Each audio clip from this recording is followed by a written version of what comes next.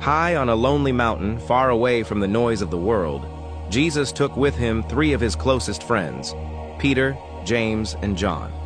They had followed him through crowds, storms, and miracles.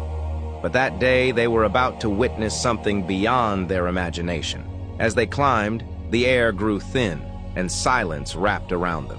Then suddenly, right before their eyes, Jesus was transfigured.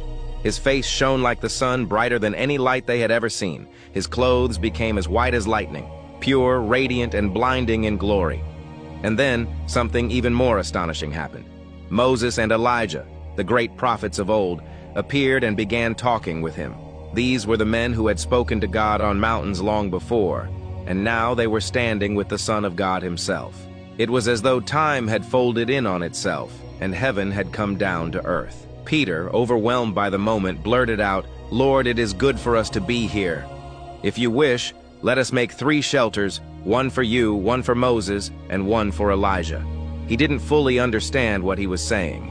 He just knew he was standing in a holy place and wanted to hold on to it forever. But before Peter could finish, a bright cloud, the glory of God himself, covered them.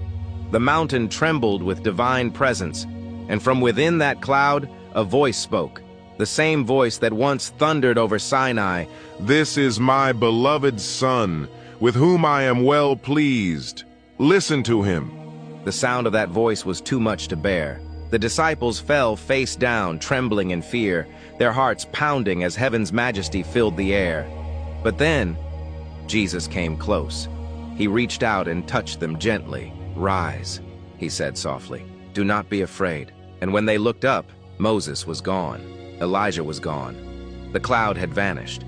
There was no bright light, no trembling earth, only Jesus, standing there calm and kind. The message was clear. Everything points to him.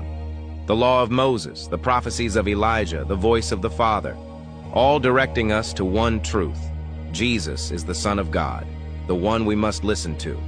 So when your faith feels dim, when life feels confusing and uncertain, remember this mountain. Remember that the same Jesus who shone in glory also walks with you in gentleness. He doesn't just reveal God's power, he reveals God's heart.